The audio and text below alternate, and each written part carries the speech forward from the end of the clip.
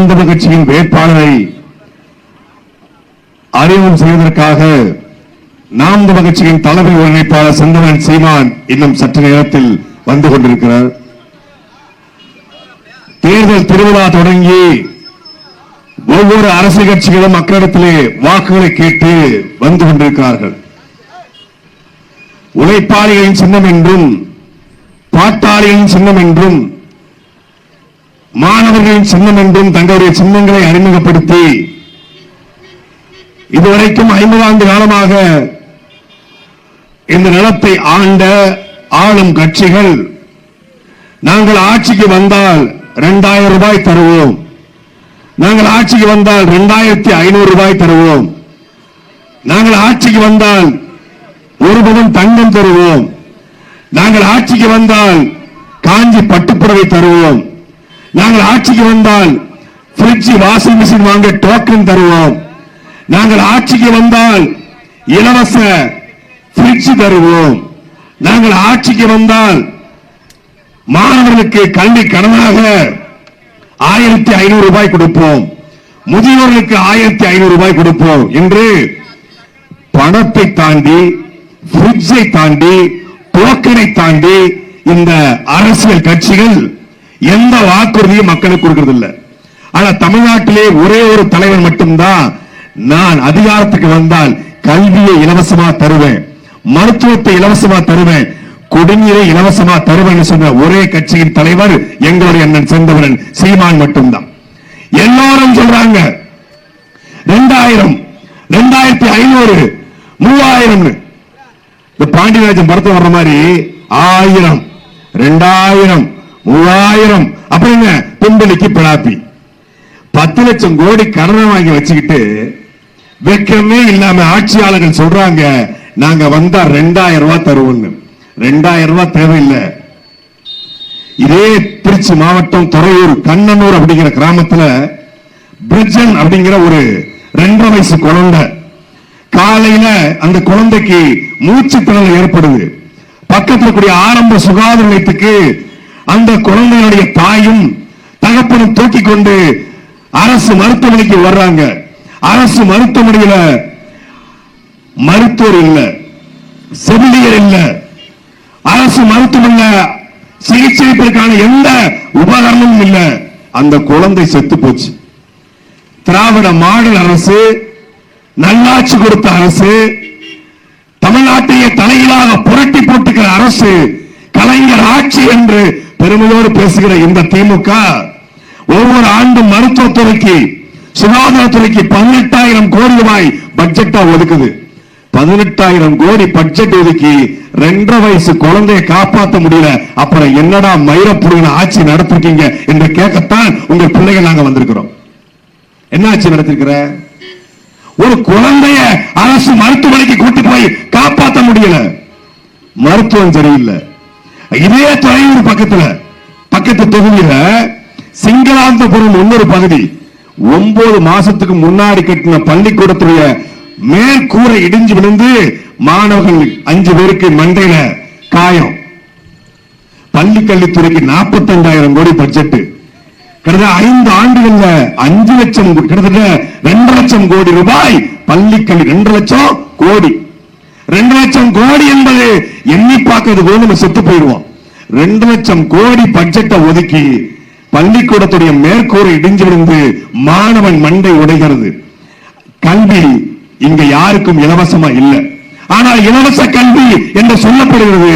ஆனால் தனியார் கல்விக்கு எங்க இருக்கிற SRMக்கு, இங்க இருக்கிற வேலம்மாளுக்கு, இங்க இருக்கிற மவுண்ட் விக்டோரியாவுக்கு, இங்க இருக்கிற ஆல்பா ஸ்கூலுக்கு இணையாக அரசு பள்ளிக்கூடத்தின் தரம் இருக்கிறதா?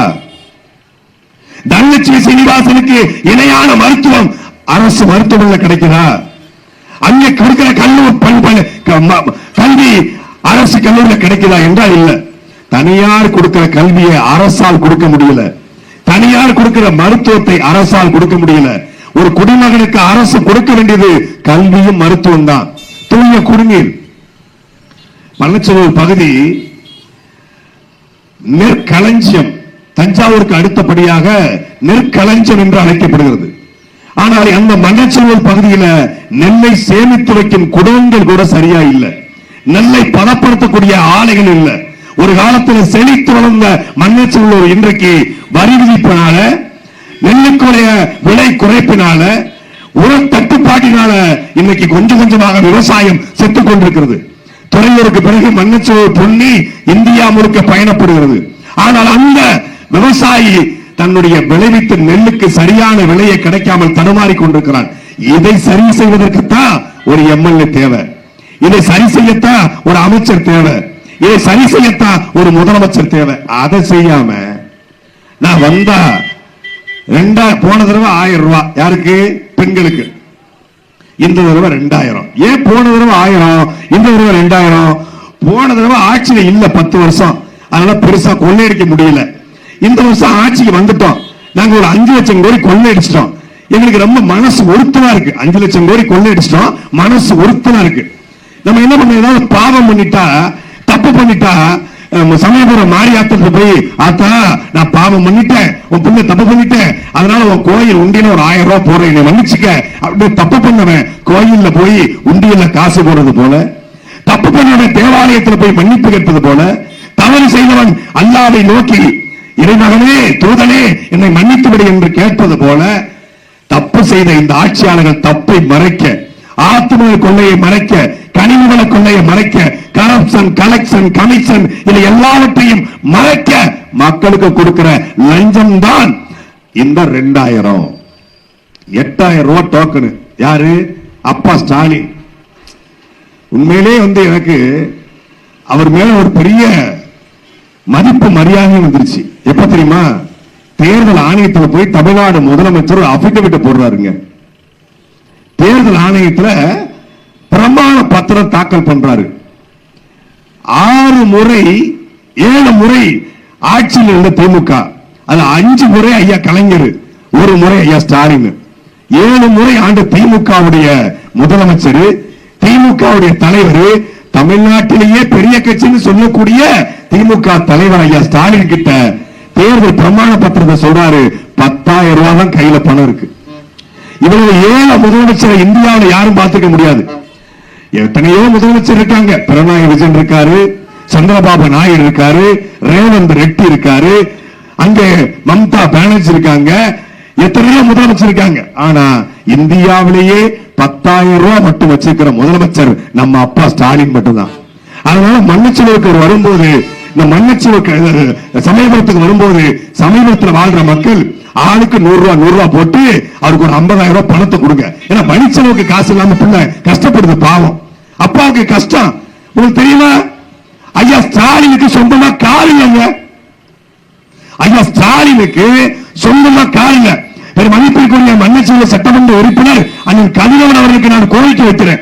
தயவு செய்து நீங்க உங்க தொழிலுக்கு வரும்போது முதலமைச்சருக்கு உங்க காலேஜ் சார்பா ஒரு கார் வாங்கி கொடுங்க. பாவம், கார் இல்லாம பிள்ளை ரொம்ப கஷ்டப்படுது. முதலமைச்சர் கார் இல்ல, நடந்துதான் போயிட்டு இருக்காப்ல. ஓட்டு கேட்டு போறது நடந்து போறாரு. ரேபிடோ போட்டுதான் அவர் வந்துட்டு இருக்காரு. சொமோட்டோல ஆர்டர் பண்ணி சாப்பிட்டு இருக்காரு, ஸ்விக்கில தான் சாப்பிட்டு இருக்காரு. ரொம்ப கஷ்டப்படுறாங்க. முதலமைச்சருக்கு 10,000 முதலமைச்சர் மனைவி இருக்காங்க. எல்லா கோயிலுக்கும் வெள்ளி பீரோ பரிசளிக்கக்கூடிய, தங்க தாம்பலம் பரிசளிக்கக்கூடிய, எல்லா கோயிலுக்கும் 10 லட்சம் 20 லட்சம் கொடுக்கக்கூடிய அந்த தர்ம தாய்க்கு 50,000 ரூபாய் தான் கையில் இருக்கு. செலவு காசு இல்ல, பாவம், கஷ்டப்படுதுங்க. எப்படி கேட்கிறவன் கேனையா இருந்தா எரும மாதிரி ஏறப்போய் ஓட்டம் சொல்லுவானுங்கல்ல, அது மாதிரி முதலமைச்சர்கிட்ட 10,000 ரூபாய் பணம், சொந்தமா கார் இல்ல. இத 2026 டிஜிட்டல் உலகத்துல தொழில்நுட்பம் வளர்ந்த இந்த காலகட்டத்தில் சொல்லுறான். ஆனாலும் மக்கள் நம்பிக்கிட்டு கலைஞர் மகன் பொய் சொல்ல மாட்டாரு. அதுலதான்டா டவுட்டே வருது. கலைஞர் மகன் பொய் சொல்ல மாட்டாருன்னு உதயசூரியனுக்கு ஓட்ட போடுறாங்க. 5 லட்சம் கோடிக்கு மேல கொள்ளை அடிச்சுட்டாங்க. இன்னும் 10 லட்சம் கோடி கொள்ளை அடிப்பதற்காக உங்ககிட்ட வாக்கு கேட்டு வராங்க. யாரு? திமுக குடும்பம். இன்னொரு பக்கம் அனைத்து இந்திய அண்ணா திமுக 12 கட்சி கூட்டணி, பாரதிய ஜனதா தலைமையிலான கூட்டணி. பிரிட்ஜ் இலவசம், பிரிட்ஜ் இலவசம் கூட முக்கியம் கிடையாது. கருணை தொகையா 10,000 ரூபாய். பாரிவள்ளல் பரம்பரையில பிறந்த கடைசி வாரிசு எடப்பாடி பழனிசாமி தமிழ்நாட்டு மக்களுடைய வறுமையை பார்த்துட்டு 10,000 ரூபாய் தரேன் ரெண்டு மக்களே உங்களுக்கு கருணை என சாக போறோம். யாரு மேல கருணை வரும்? ரோட்ல நம்ம போய்கிட்டு இருக்கோம். யார பார்த்தா இறக்க வரும்? யாருக்கு கை இல்லையோ, யாருக்கு கால் இல்லையோ, யாருக்கு பார்வை இல்லையோ அவங்கள பார்த்தா கருணை வந்து நம்ம ஒரு 10 ரூபாய் எடுத்து கொடுப்போம். நல்லா டிப்டாப்பா என்ன மாதிரி சட்டையை போட்டு வந்தா 10 ரூபாய் கிட்ட கொடுப்பீங்களா? நல்ல ஆளு ஜம்முன்னு இருக்க 10 ரூபாய் கட்டிட்டு இருக்க பயங்கிட்டு அப்படின்றீங்க.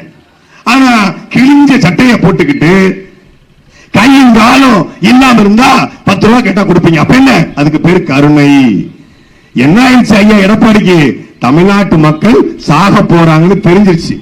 வறுமையில வாழ்றான், கொள்ளையடிச்சா எல்லாத்தையும். அப்ப கருணை தொகையா 10,000 ரூபாய் டோக்கன். ஐயா ஸ்டாலின் டோக்கனுக்கு 8,000 ரூபாய். இந்த டோக்கனை தூக்கிட்டு நேர திருச்சி இதுக்கு பேர வேண்டியதான் சத்யாவுக்கு பஸ்னுக்கு பேருங்க.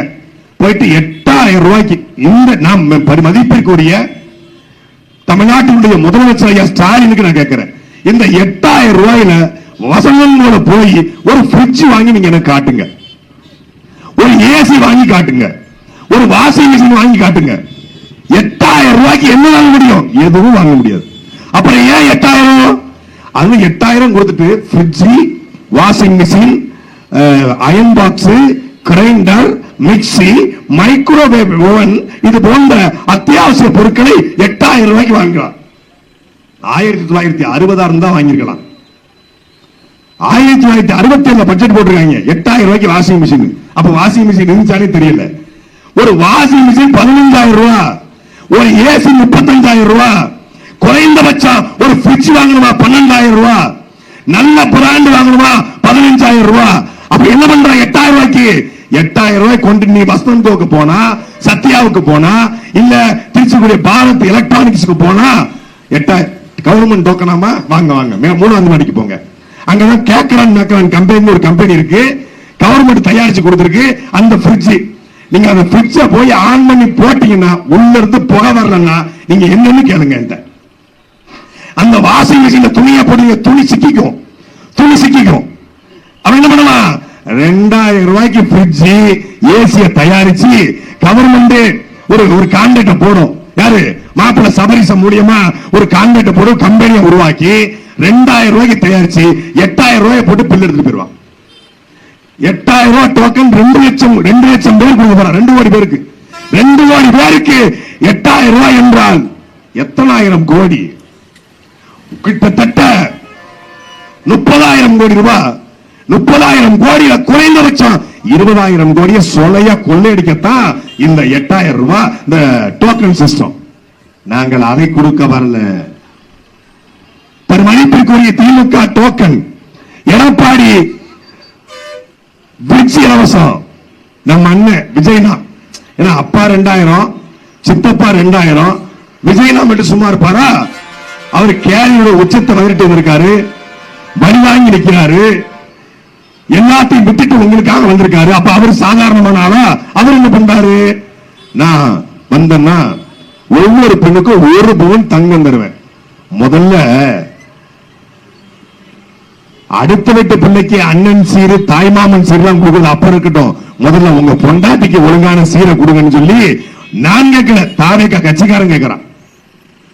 கட்டின மனைவி பெத்த பிள்ளை துடிச்சுக்கிட்டு இருக்கு, இவருக்கு அண்ணன் சீரு, தாய்மாமன் சீரு 2,500 பட்டு புடவை எப்படி கொடுப்ப? தமிழ்நாட்டினுடைய கடன் 4 லட்சம் கோடி, தமிழ்நாட்டினுடைய கடன் 10 லட்சம் கோடி. 10 லட்சம் கோடி கடன் வாங்கி வச்சுட்டு நான் தாலிக்கு தங்கம் தருவேன், மாசம் 2,500 தருவேன் என்பது திமுக 2,000 தருவதால் ஏமாற்றுவதற்காக 2,500. இது எந்த தமிழ்நாட்டினுடைய எங்க அக்கா தங்கச்சி இல்ல எங்க சித்தி பெரியம்மா விஜய் வீட்டுல போய் எங்களுக்கு மாசம் 2,500 கொடுங்க, விஜய் தளபதி எங்களுக்கு பட்டு புடவை கொடுங்க, எங்களுக்கு தாலிக்கு தங்கம் கொடுங்க யாராவது கேட்டாங்களா? யார் கேட்டது? அவர்கிட்ட யாரும் கேட்கல. அப்ப திமுக அதிமுகவுக்கு நான் தான் மாற்று, நான் தான் பெரிய பக்கா மாசு. திமுக தீய சக்தி, அதிமுக உள்ள சக்தி, விஜய் தான் தூய சக்தின்னு பேசுகிற சகோதரர் விஜய் அவர்கள் திமுக 2000, அதிமுக 2000, நீங்க 2500 என்றால் எப்படி நீங்கள் மாற்று? திமுக அதிமுக ஊழல் சக்தி, நீங்க யாரு? இதே லால்குடி தொகுதியில் போட்டி போடுற கோப்பா கிருஷ்ணன் 1999-96 வரைக்கும் அமைச்சரா இருக்கும்போது வருமானத்துக்கு அதிகமாக சொத்து சேர்த்தார் என்று அவர் மீது வழக்கு இருக்கு. கோப்பா கிருஷ்ணன் பக்கத்துல வச்சுக்கிட்டு நீங்க நல்லாட்சி கொடுக்க போறீங்க. நேற்று கோப்பா கிருஷ்ணன் வீட்டுல 40 லட்சம் ரூபாய் ஓட்டுக்கு கொடுக்க வைத்த பணத்தை தேர்தல் பழக்கம் படை பிடிச்சிருக்கு. ஓட்டுக்கு பணத்தை கொடுத்து நீங்க நல்லாட்சி கொடுக்க போறீங்க. அதிமுக 30 வருஷம் பயணிச்ச செங்கோட்டையில பக்கத்துல வச்சுக்கிட்டு நீங்க நல்லாட்சி கொடுக்க போறீங்க. லாட்டரி சீட்டு வித்து அந்த காசுல வாழக்கூடிய அந்த வளர்ந்துகிட்ட ஆதரவு பக்கத்துல வச்சுக்கிட்டு நீங்க நல்லாட்சி கொடுக்க போறீங்க. உங்க படத்தினுடைய டிக்கெட்டை 100 ரூபாய் டிக்கெட்டை 1000 ரூபாய்க்கு விற்கிற நீங்க நாட்டை நல்லாட்சி கொடுக்க போறீங்களா? என்ன கொள்கை? எதுவும் இல்ல. என்ன லட்சியம்? எதுவும் இல்ல. என்ன கோட்பாடு? எதுவும் இல்ல. என்ன ஆட்சி செய்ய போறது தெரியாது. எப்படி தமிழ்நாட்டின் கடனை அடைப்ப தெரியாது. 10 லட்சம் கோடி கடனை எப்படி மீட்டெடுப்ப தெரியாது. ஏரி குளங்களை எப்படி தூர்வாருவ தெரியாது. பள்ளிக்கூடத்து கல்வியை எப்படி மேம்படுத்துவ தெரியாது. மருத்துவமனை எப்படி மேம்படுத்துவ தெரியாது. ஆனாலும் எனக்கு ஓட்டு போட்டு சிஎம் ஆக்கிருங்க. செந்தில் ஒரு படத்துல மலையை தூக்க போறேன் பாப்புல உடனே ஒட்டுமொத்தமான ஊர் மக்களும் திரண்டு நின்று டோக்கன் போட்டு 10 ரூபாய்க்கு வரிசையில் நிற்பாங்க. இப்ப எல்லாரும் வந்தாச்சாப்பா? வந்தாச்சு. சரி, இவன் மலையை தூக்க போறாருன்னு எல்லாரும் ஆவலமா பார்த்துட்டு இருப்பாங்க. அவரு கோமணத்தை பாய்ச்சி ரெடியா நிற்பாப்புல. உடனே வாங்க எல்லாரும் வாங்க, மலையை தூக்கி கையில வைங்க பாப்புல. அதே மாதிரி இவரு நான் திருப்பரங்குன்றத்தை பத்தி பேச மாட்டேன், கவின் ஆணவ பொருளை பேச மாட்டேன், பிஜேபியை பேச மாட்டேன், கொள்கையை பேச மாட்டேன், எதுவும் பேச மாட்டேன், எனக்கு ஓட்டு போட்டு சிஎம் ஆக்கிரு. தமிழ்நாட்டில் கரகண்டு தண்ணி குடிச்சவன், தமிழ்நாட்டினுடைய அரசியல் எல்லா களத்தையும் போராடியவர்கள் அதிகாரத்தை பிடிக்க திணறிக் கொண்டிருக்கிறாங்க. திமுக ஒரு 70 வருஷ கட்சி, அதிமுக ஒரு 40 வருஷ கட்சி, பாஜக RSS பேஸ்மெண்டோடு சேர்த்தா 100 வருஷ கட்சி, காங்கிரஸ் ஒரு 100 வருஷ கட்சி. இப்படி 100 ஆண்டு கால, 70 ஆண்டு கால, 40 ஆண்டு கால கட்சிகளை எதிர்த்து ஓட்டுக்கு பணத்தை கொடுக்காம, கோட்டர் கோழி பிரியாணி கொடுக்காம, என்னுடைய தம்பிமார்களையும் தங்கைகளையும் நான் ஏமாற்ற மாட்டேன் என்று திமுகவோட அதிமுகவோட கூட்டணி வைக்காம ஒரே ஒரு தலைவன் தேர்தல் ஆணையத்தில் 8.2 விழுக்காடு பெற்று அங்கீகரிக்கப்பட்ட கட்சியாக மாறி இருக்கிறார் என்றால் அது நாம் தமிழர் கட்சி மட்டும்தான். சுத்தமா தெரியல.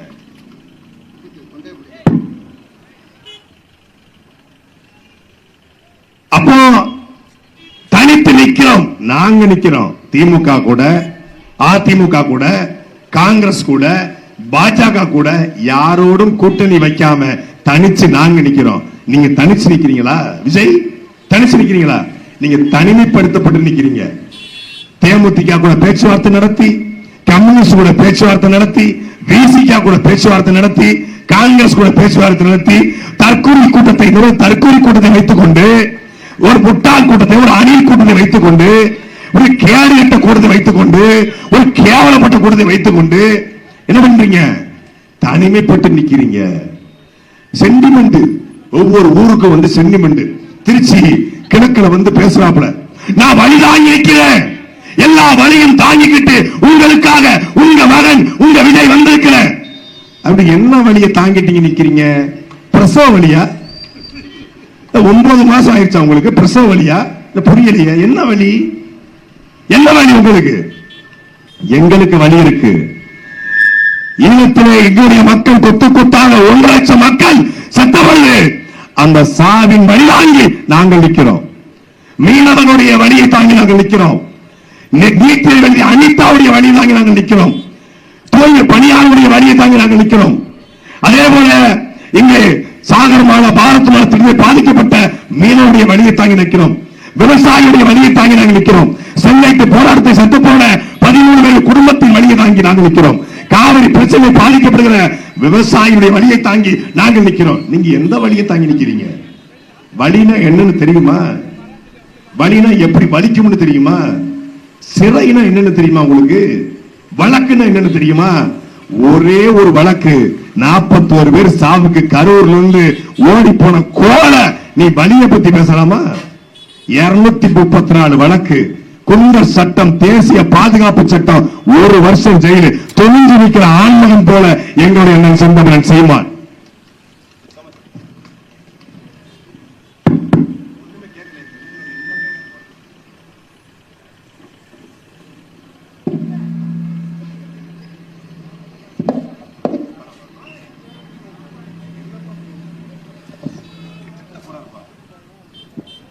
தமிழ்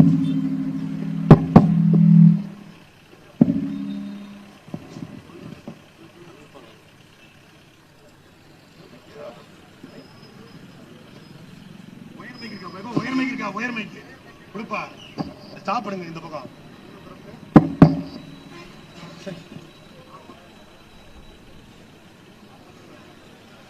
என்ன வழி?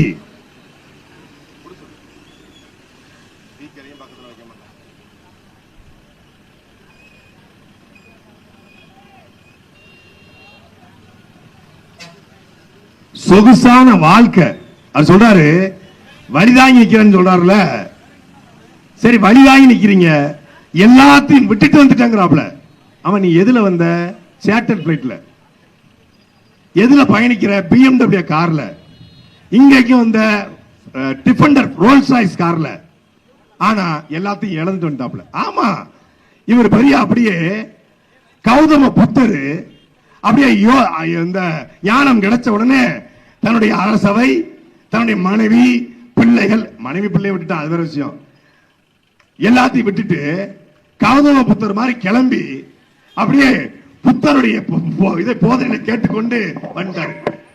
அசோக சக்கரவர்த்தி இவரு அப்படியே எல்லாத்தையும் விட்டுட்டு அப்படியே மக்களுக்காக, நாட்டுக்காக மரங்கள் நடுவோம் நாடு முழுக்கன்னு கிளம்பி வந்துட்டாப்ல அசோக சக்கரவர்த்தி. நான் எல்லாத்தையும் இழந்தேன்னு சொல்றாருல, யார் தெரியுமா எல்லாத்தையும் இழந்தது? வெள்ளக்காரன் இந்த நிலத்துக்கு வந்த பொழுது வெள்ளக்காரனை வீழ்த்த வேண்டும் என்றால் அவனுடைய பொருளாதாரத்தை கை வைக்க வேண்டும் என்று.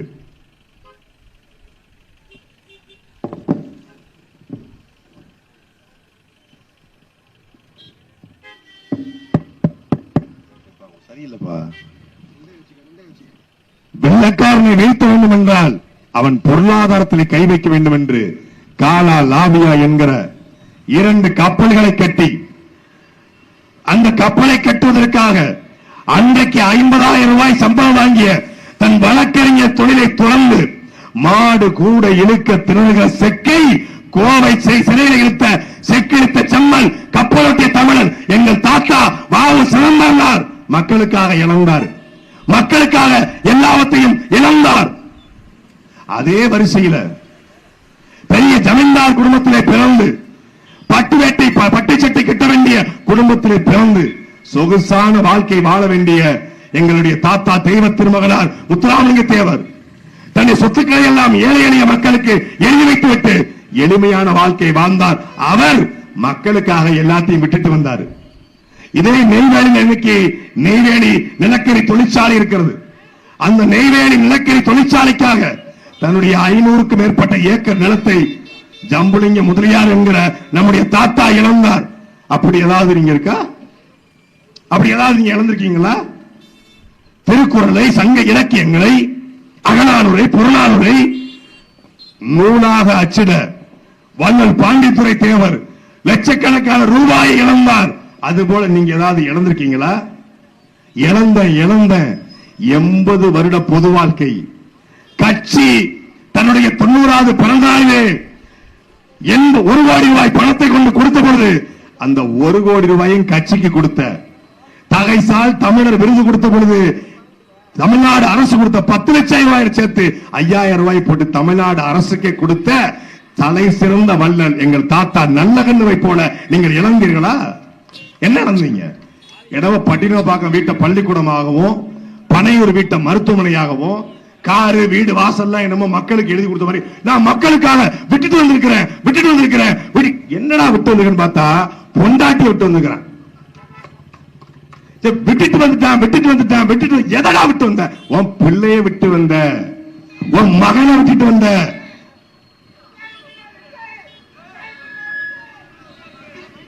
வெடி தங்கன் மங்க்.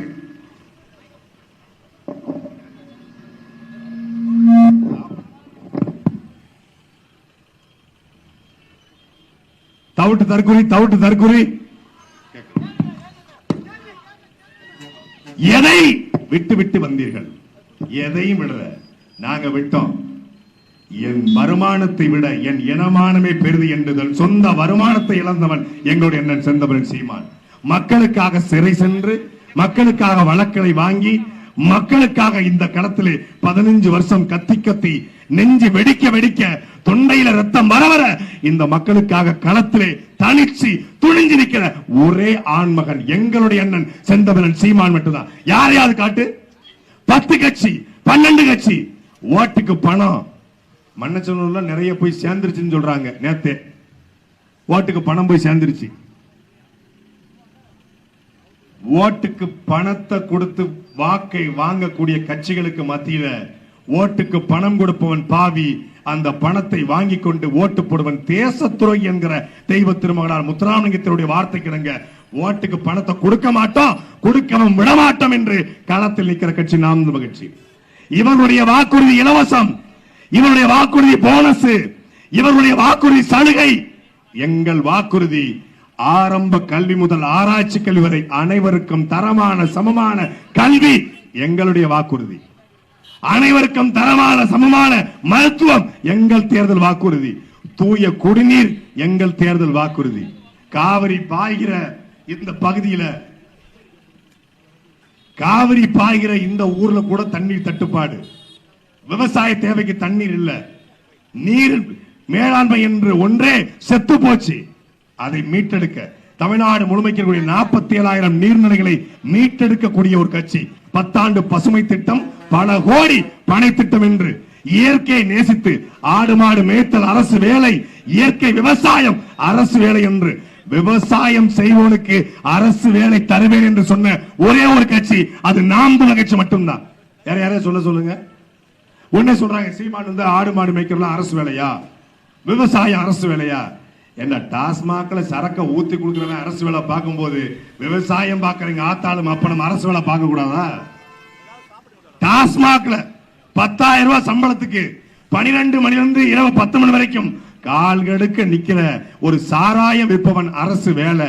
ஆனால் உலகத்திற்கு கூடி சோறை தருகிற உணவை தருகிற விவசாயி அரசு வேலை பார்த்தால் என்ன தவறு? ஆடு மாடு மேய்க்க சொன்னாரு, படிச்சவன் ஆடு மாடு மேய்க்க சொன்னாரு.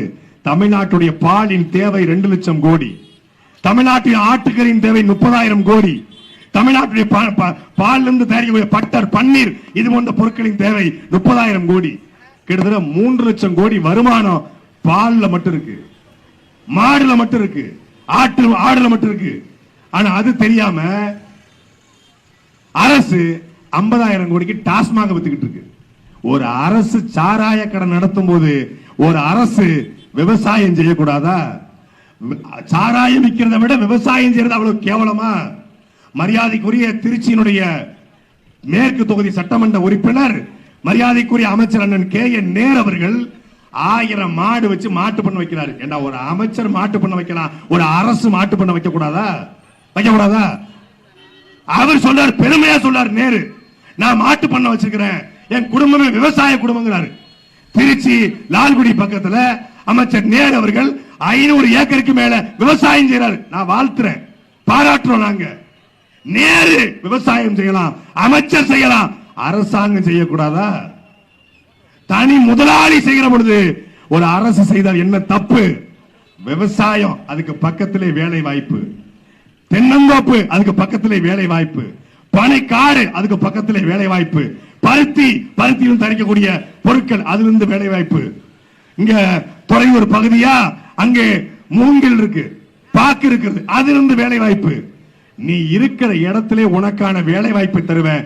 நீ துபாயில போய் ஒட்டகம் வைக்கலாம், சொந்த ஊர்ல ஆடு மாடு மேய்க்க கூடாதா என்ற கேள்வியை எழுப்பத்தான் இந்த மண்ணின் மகன் எங்களுடைய செந்தமிழன் சீமான் இங்கே வந்து கொண்டிருக்கிறார். என் அன்பிற்குரிய மக்களே, இதுவரைக்கும் திமுகவிற்கும் அதிமுகவிற்கும் மாறி மாறி வாக்கு செலுத்திய நீங்கள் ஒரே ஒரு முறை நமக்கு உணவை தருகிற விவசாய சின்னத்தை ஏந்திக் கொண்டு உங்கள் பிள்ளைகள் நாங்கள் வந்திருக்கிறோம். இந்த மண்ணச்சூர் சட்டமன்ற தொகுதியை போட்டி போடுகிற எங்கள் அக்கா தேன்மொழி அவர்களுக்கு விவசாய சின்னத்திலே வாக்களித்து வெற்றி பெற செய்யுங்கள். இதோ உங்கள் மகன் சீமான் உங்களோடு வருகிறார். நன்றி, வணக்கம்.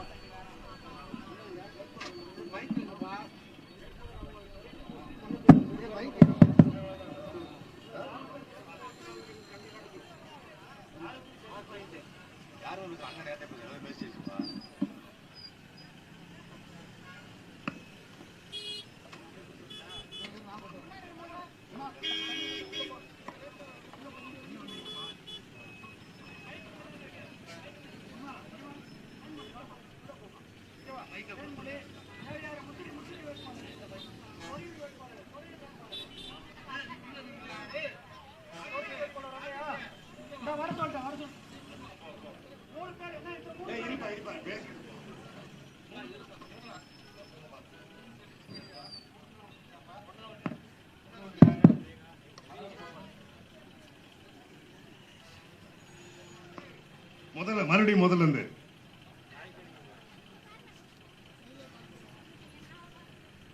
ஒரே ஒரு கேள்விதான் உங்கள்கிட்ட எங்களுக்கு இருப்பது. எல்லோரும் சொல்வது ஒரு மாற்றம் வரணும், நல்லது நடக்கணும், படித்தவர்கள் இளைஞர்கள் அரசியலுக்கு வரணும் எல்லோரும் சொல்றாங்க.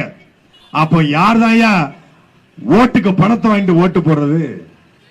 எல்லோரும் சொல்றாங்க நல்லாட்சி வரணும், எல்லோரும் சொல்றாங்க காமராஜர் போல ஆட்சி நடத்தப்படணும், ஊழல் அதிகமா இருக்கு, லஞ்சம் அதிகமா இருக்கு. இந்த பாருங்க, கண்ணுக்கு முன்னாடி எம்சாண்டுங்கிற பேர்ல மலையை உடைச்சு கொண்டு போயிட்டு இருக்கான் ஆர்கேஎஸ் குவாரி. கண்ணுக்கு முன்னாடி மனமுனைக்கு மகாதேவன். இதை மாற்றத்தான் உங்கள் பிள்ளைகள். நாங்க வந்தோம்னா ஒரு மலைகள் உடைக்கப்படாது. கண்ணுக்கு முன்னாடி திருச்சி சுத்திக்கிற அத்தனை மண்ணையும் அள்ளிட்டான், அத்தனை மலையும் உடைச்சிட்டான். அல்றதுக்கு ஒண்ணுமே இல்ல. அப்போ அடுத்த தலைமுறை ஆறுன்னா ஒண்ணு என்னன்னு தெரியாது, மழைன்னா என்னன்னே தெரியாது. இப்பவே மழையா இப்படித்தான் இருக்கும்னு வரைஞ்சு காட்ட வேண்டிய தேவை இருக்கு. ஆறு செத்து போச்சு, ஆற்று மணல் கொள்ள, கனிமவள கொள்ள, சுரண்டல், கிராவல் மண்ணுங்கிற பேர்ல மொத்த குளத்தையும் அள்ளி வித்துட்டான். அடுத்த 5 வருஷத்துக்கு வந்தா இந்த நாடு நாசமாய் போவதை யாராலும் தடுக்க முடியாது. அதற்குள் விழித்துக் கொள்வதற்கு தான் உங்க பிள்ளைகள் நாங்கள் வந்திருக்கிறோம். தமிழ்நாட்டுடைய முதுகெலும்பே விவசாயம் தான். ஆனால் ஒவ்வொரு விவசாயியும் இன்னைக்கு கூலி தொழிலாளியா மாற்றப்பட்டிருக்கான். விவசாயத்துக்கு இன்னைக்கு ஆள்கள் இல்ல.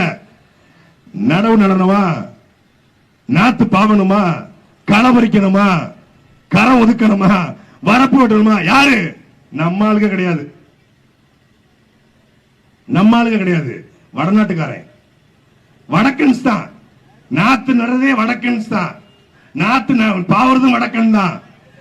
அவன் உழைக்கிறான், அவன் உழைப்ப நம்ம குறைபடுத்தல. அவன் காலையில 6 மணில இருந்து மாலை 6 மணி வரைக்கும் உழைக்கிறான். அவன் உழைப்பை நாம் கொச்சைப்படுத்தல. ஆனால் அந்த உழைப்பு தமிழனுக்கு கிடைக்க வேண்டிய உழைப்பு. தமிழனை குடிச்சு குடிச்சு குடிக்க வச்சு உழைப்பிலிருந்து வெளியேற்றி டாஸ்மாக் திறந்து 2 கோடி பேர் குடிக்க வச்சு 2 கோடி பேர் குடிக்கிறான். 2 கோடி பேர் குடிச்சு உழைப்பிலிருந்து சோம்பேறியா வெளியேறிட்டான். முன்னாடிலாம் வாரத்துல ஒரு நாள் சனிக்கிழமை ஓய்வுக்காக குடிச்சான். இன்னைக்கு கட்டிங்க போட்டாதான் கை கரண்டி நிக்குங்க. காலையில வேலைக்கு போகும்போதே கொத்தனார் சித்தாளு ஒரு கட்டிங்க போட்டதான் கரண்டி பூச முடியும் தம்பி, இல்லைன்னா கட்டி கரண்டி நிக்காது, கையில நடுக்கம் ஏற்படுது. நம்முடைய பாட்டனும் பூட்டனும் கல்லு குடிச்சான். கல்லு குடிச்சு 14 பிள்ளை பத்தான். இப்ப கோட்டு குடிச்சு ஒத்த பிள்ளைக்கு வக்கு இல்லாம போயிட்டான். முடிச்சிட்டான், கதையை முடிச்சிட்டான். தமிழ்நாட்டிலேயே பெரம்பலூர் இந்த மாவட்டங்கள்ல தான் 2004க்கு பிறகு பிறந்த பிள்ளைகளுக்கு குழந்தை பாக்கியமே இல்லைன்றாங்க. 2004க்கு பிறகு பிறந்த பசங்களுக்கு சத்தியமா சொல்றேன், 20 வயசு 21 வயசு பசங்களுக்கு இன்னைக்கு கல்யாணம் முடிச்சா பிள்ளை இல்ல. ஐஸ்வர்யா கருத்தரிப்பு மையம், உங்களுக்கும் ஒரு குழந்தை. கல்யாணத்துக்கு கல்யாண மண்டபம் புக் பண்ணி கேள்விப்பட்டிருக்கோம். கல்யாணத்துக்கு நாதஸ்வர வித்வான் புக் பண்ணி கேள்விப்பட்டிருக்கோம். கல்யாணத்துக்கு கச்சேரி புக் பண்ணி கேள்விப்பட்டிருக்கோம். கல்யாணம் முடியறதுக்கு முன்னாடி ஹாஸ்பிடல்